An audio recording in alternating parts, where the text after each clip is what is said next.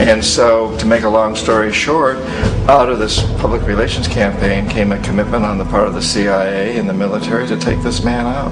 And in fact, we did. We sent in planes, we sent in soldiers, we sent in jackals, we sent everything in to take him out, and did take him out. And as soon as he was removed from office, the new guy that took over after him basically reinstated everything to the big international corporations, including United Fruit.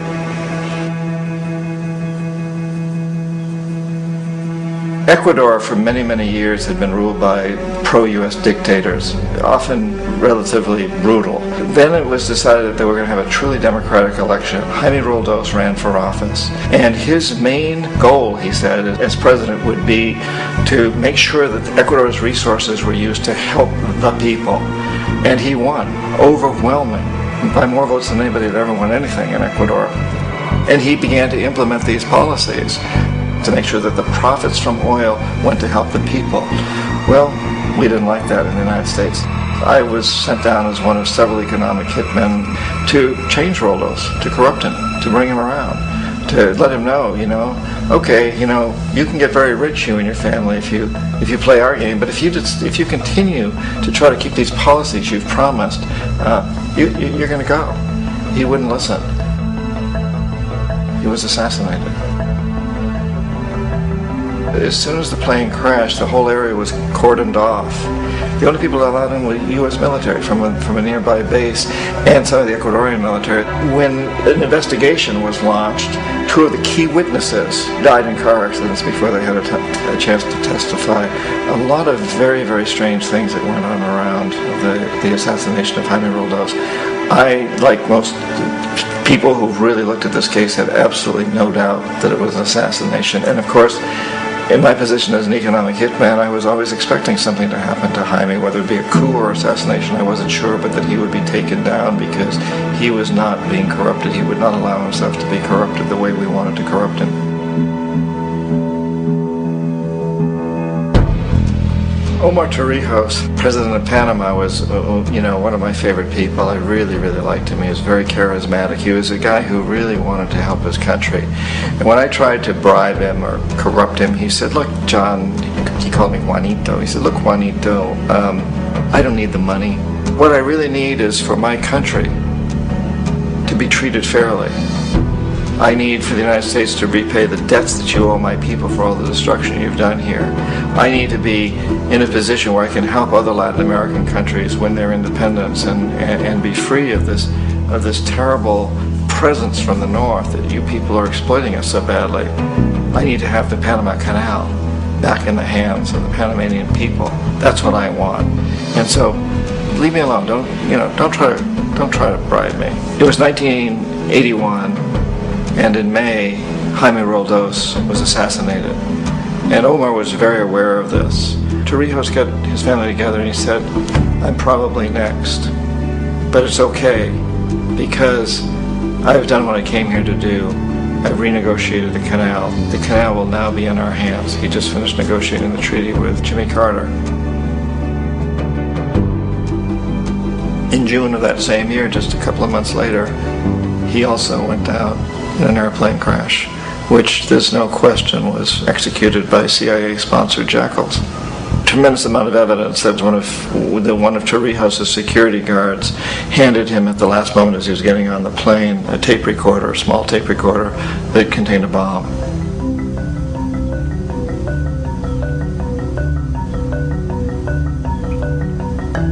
It is interesting to me how this system has continued pretty much the same way for years and years and years, except the economic hitmen have got better and better and better. Then we come up with, very recently, what happened in Venezuela. In 1998, Hugo Chavez gets elected president, following a long line of presidents who had been very corrupt and basically destroyed the economy of the country. And Chavez was elected amidst all that. Chavez stood up to the United States, and he's done it primarily demanding that Venezuelan oil be used to help the Venezuelan people. Well, we didn't like that in the United States. So in 2002, a coup was staged, which there's no question in my mind and most other people's minds that the CIA was behind that coup.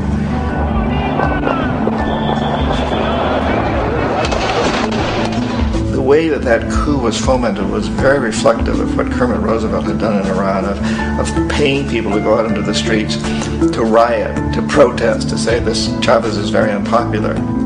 You know, if you can get a few thousand people to do that in television, and can make it look like it's the whole country, and things start to mushroom.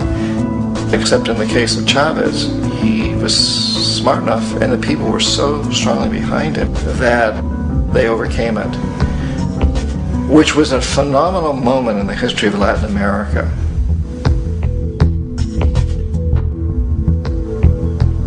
Iraq actually is a perfect example of the way the whole system works. So we economic hitmen are the first line of defense. We go in and we try to corrupt the governments and get them to accept these huge loans, which we then use as leverage to basically own them.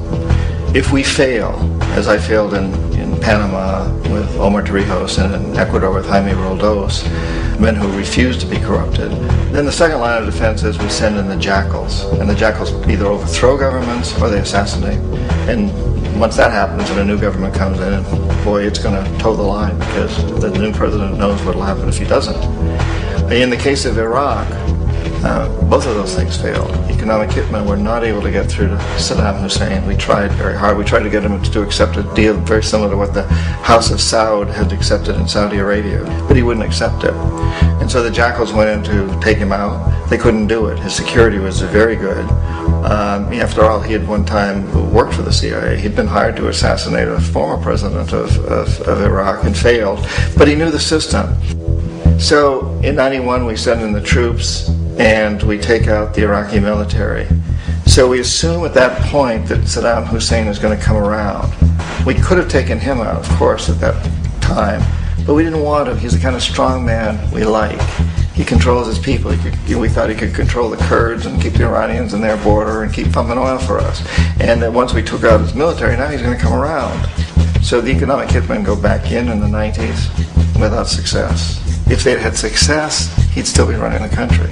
We'd be selling him all the fighter jets he wants and everything else he wants. But they couldn't. They didn't have success. The jackals couldn't take him out again, so we sent the military in once again, and this time we did the complete job and took him out, and in the process created for ourselves some very, very lucrative construction deals. We had to reconstruct a country that we'd essentially destroyed, which is a pretty good deal if you own construction companies, big ones. So, you know, Iraq shows the three stages. The economic hitmen failed there, the jackals failed there, and as a final measure, the military goes in. And in that way, we've really created an empire, but we've done it very, very subtly. It's clandestine. All the empires of the past were built on the military, and everybody knew they were building them. So the British knew they were building them, the French, the Germans, the Romans, the Greeks. And they were proud of it, and they always had some excuse, like spreading civilization, spreading some religion, something like that. But they knew they were doing it. We don't. The majority of the people in the United States have no idea that we're living off the benefits of a clandestine empire. That today there's more slavery in the world than ever before. And then you have to ask yourself, well, if it's an empire, then who's the emperor? Obviously, our presidents of the United States are not emperors. An emperor is someone who's not elected, doesn't serve a limited term, and doesn't report to anyone, essentially. So you can't classify our presidents that way. But we do have what I consider to be the equivalent of the emperor, and it's what I call the corporatocracy. The corporatocracy is this group of individuals who run our biggest corporations, and they really act as the emperor of this empire. They control our media, either through direct ownership or advertising. They control most of our politicians because they finance their campaigns, either through their corporations or through personal contributions that come out of the corporations. They're not elected, they don't serve a limited term, they don't report to anybody. And at the very top of the corporatocracy, you really can't tell whether a person's working for a private corporation or the government because they're always moving back and forth. So, you know, you've got a guy who one moment is the president of a big construction company like Halliburton, and the next moment he's vice president of the United States, or the president who is in the oil business. And this is true whether you've got Democrats or Republicans in the office. You have to moving back and forth through the revolving door. And in a way,